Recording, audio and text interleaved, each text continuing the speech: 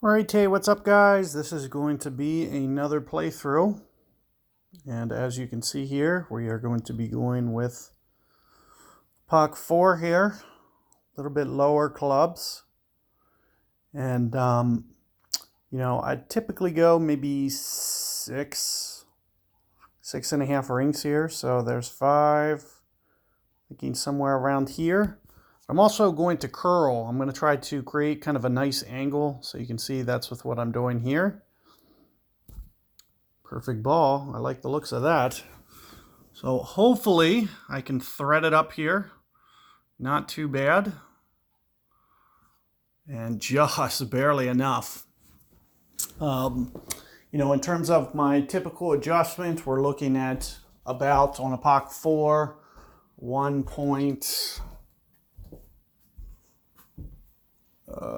I'd say 7 per ring.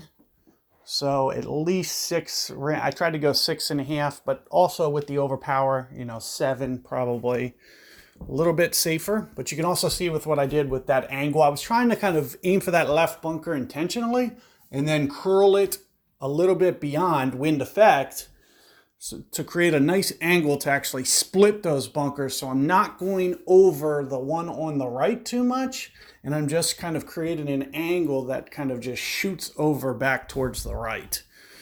So that should keep you kind of from having to even go in a line to this. No points are going to go over that bunker, which is going to make it just a little bit safer of a play. Now let's see where we are. It looks like a little bit shy of mid club here, which is probably going to be pretty close to 1 per ring. Now, aside from that, what I'll typically do is we're going to need to do some wind effect as well. And you can see a pretty substantial amount is what I'm looking. This is about 2 grids here. I'm thinking even more than 2 grids. So I'm thinking somewhere along the lines of this. In addition to this, as I mentioned, somewhere pretty close to 1-ish per, maybe even just a little bit more. I'm going to go 1 ring beyond. So that's 12 rings. Almost 12.0 rings here. Perfect ball. And hopefully with that offset, it's just a bit heavy. I'm 1 grid off. So you can see maybe a grid 1.1, 1.2 grids off with that. So I either need to kind of tighten up my ball guide offset, 1 ring left. Almost could have just went 1 per there. So at that distance, 11 rings, 11 miles per hour, might have been, spot on. I was barely off in terms of, ring adjustment there. So more so than anything, I can tighten up that wind effect just slightly.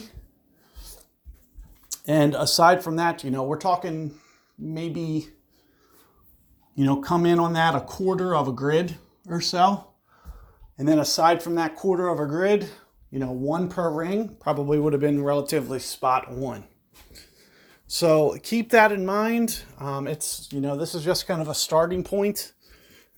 So, especially with Monday, you want to take these days to practice, start to get dialed in on these.